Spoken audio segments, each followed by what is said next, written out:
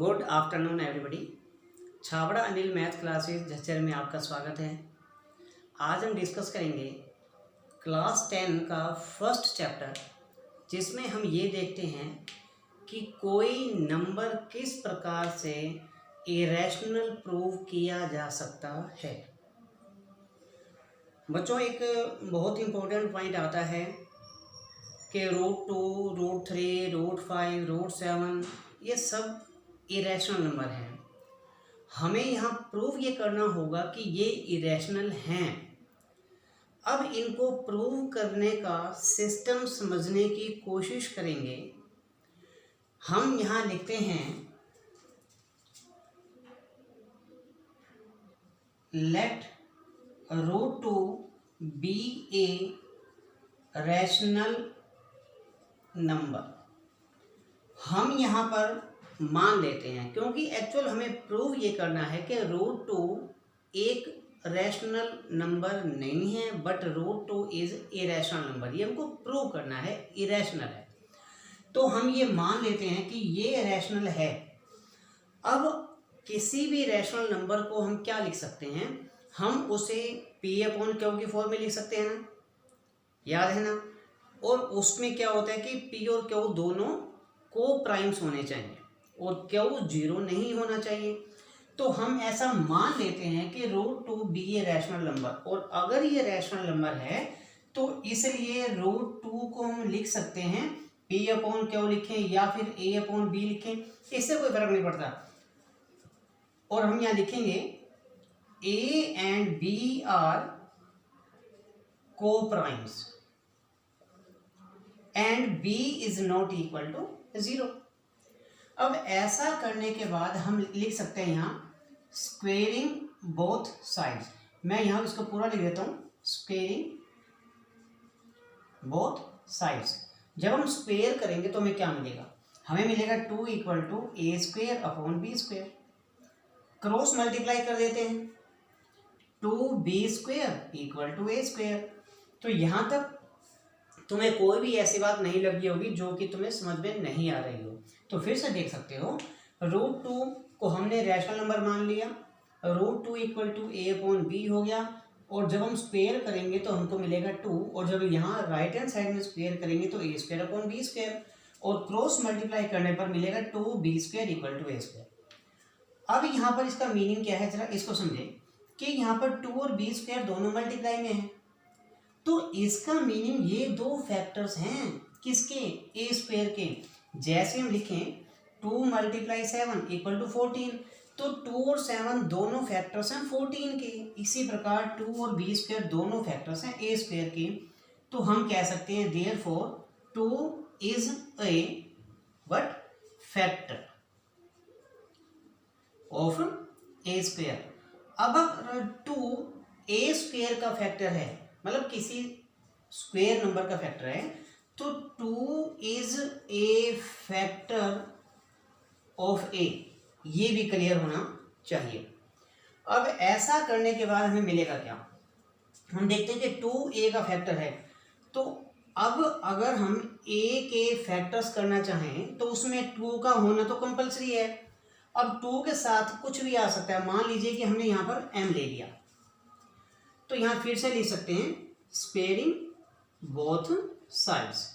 और ऐसा लिखने पर हमें क्या मिलेगा, A² = 4M²। A² = 4M² लेंगे तो हमको फिर से मिलेगा, यहाँ पर जरा देखिए, हमने ऊपर लिखा था A² = 2B²। तो जहाँ पर A² लिखा है उसकी जगह उसकी वैल्यू, यानी कि हम लिख सकते हैं 2B² = 4M²। अब हम यहाँ से ये चेक करते हैं कि 2 और 4 दोनों तरफ आया, तो और ये दोनों ही नंबर 2 से डिवाइड होता है, तो डिवाइडिंग बाय 2 बोथ साइड्स। अगर हम दोनों तरफ 2 से डिवाइड करें तो मिलेगा B² = 2M²। इसके बाद मैं इसे यहाँ लिखता हूँ B² = 2M²। मैं इसके बाद इसे यहाँ ला रहा हूँ। कंडीशन फिर से वही चेक करो कि 2 और M² दोनों मल्टीप्लाई में हैं, तो 2 और M² दोनों फैक्टर्स हो गए B² के। तो हम लिख सकते हैं therefore 2 is a factor of B square. अगर 2b² का फैक्टर है then 2 is a factor of b। 2b का फैक्टर है। अब इससे मिला क्या, जरा सोचने की कोशिश करें कि 2 फैक्टर है a का और 2 फैक्टर है b का, यानी कि 2a का भी फैक्टर है और 2b का भी फैक्टर बन गया। और अब अगर 2 दोनों का ही फैक्टर है तो जरा सोच कर देखिए, हमने ऊपर लिखा था कि a एंड b आर को प्राइम्स। अब ये को प्राइम नंबर क्या होते हैं? जिनका कॉमन फैक्टर 1 के अलावा कुछ भी ना हो। जैसे 5 एंड 8, एग्जांपल दे रहा हूँ, 5 एंड 8। 5 का फैक्टर क्या होता है? 1 एंड 5। 8 के फैक्टर होते हैं 1, 2, 4 एंड 8। तो दोनों में कॉमन तो केवल 1 रहा ना, और तो कुछ है नहीं। लेकिन यहाँ पर 2 फैक्टर है a का, 2 फैक्टर है b का, तो इसका मीनिंग है क्या a और b को प्राइम हुए? नहीं हुए। अगर a और b को प्राइम नहीं है तो हमने यहाँ जो लिखा था a एंड b आर को प्राइम, इसका मीनिंग ये बात गलत हो गई।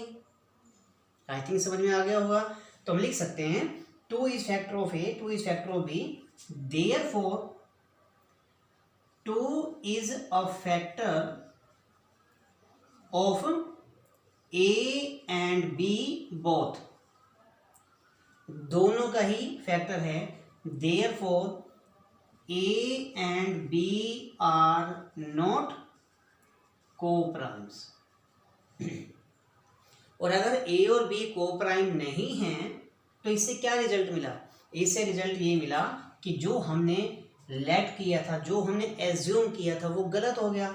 Therefore our assumption is wrong। और अगर हमारी ये कल्पना, हमारा assumption गलत हो गया तो इसका मीनिंग है कि जो हमने लेट किया था वो गलत है। therefore √2 is not a rational number but it is an irrational number, hence proved। तो ये था जहां पर हमने ये प्रूव किया कि √2 रैशनल नंबर नहीं है but it is irrational number. अब देखिए बेटा कि ये सब कुछ करने के बाद हमें और भी बहुत सारे पॉइंट्स मिलते हैं, जैसे कि ये कहा जाए कि √3, √5, √7 ये सभी इरेशनल नंबर्स हैं। तो इसके लिए करना ये होगा कि हमने इस क्वेश्चन में जहाँ जहाँ 2 लिखा था वहाँ वो लिख देना। जैसे √3 के बाद है तो 2 की जगह 3 लिख दो। √5 के लिए कहा जाए तो 2 के लिए 2 की जगह 5 लिखते चले जाओ। हर जगह सेम रहेगा, चाहे कैसा भी इरेशनल नंबर हमें यहाँ मिल जाए। तो ये था फर्स्ट पॉइंट कि हम किसी नंबर को किस प्रकार प्रूव कर सकते हैं कि वो इरेशनल है या फिर रैशनल है। ये था फर्स्ट पॉइंट।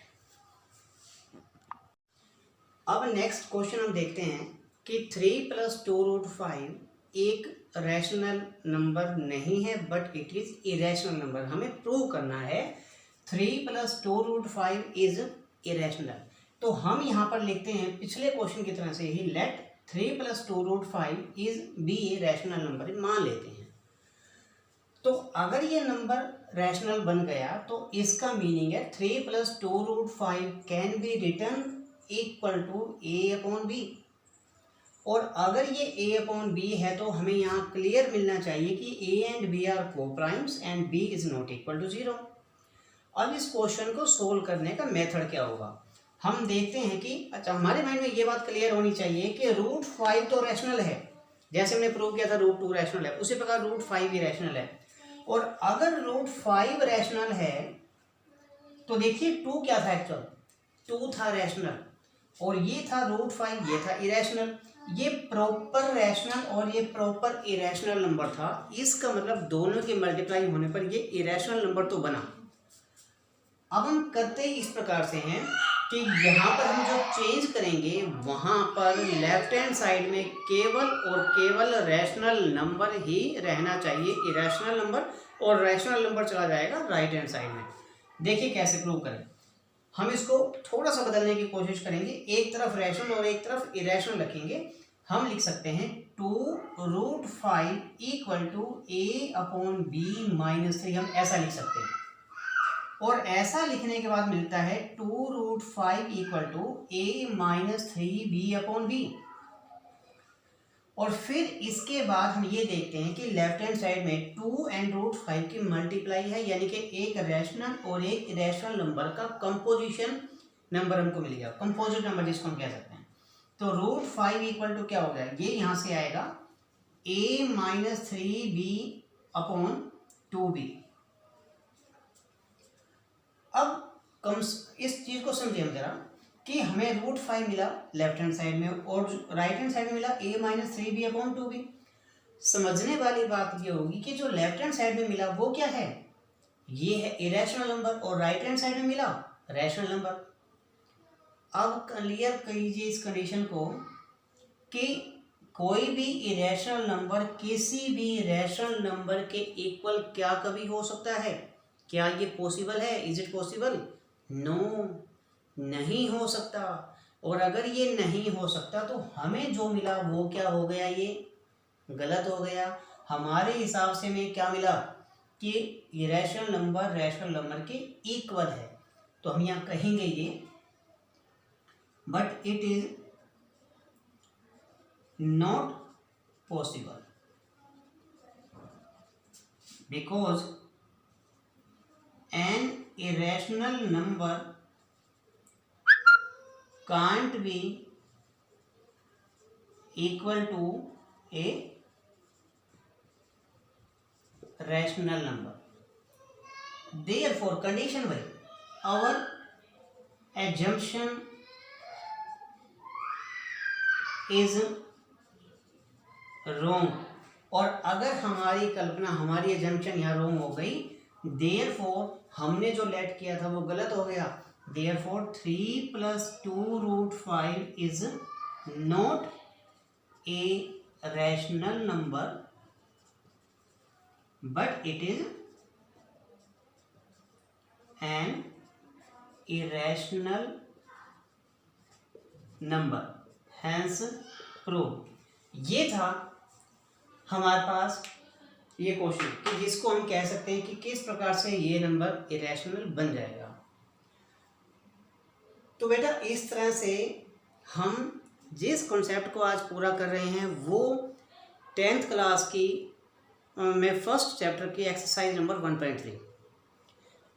इन क्वेश्चंस को करने के बाद ऐसा कोई भी क्वेश्चन नहीं है जो आप क्लियर ना कर पाओ। तो वीडियो अगर आपको पसंद आती है तो हमारे इस YouTube चैनल को सब्सक्राइब कीजिए, लाइक कीजिए, शेयर कीजिए एंड कमेंट्स कीजिए। स्वस्थ रहिए, खुश रहिए। जय हिंद।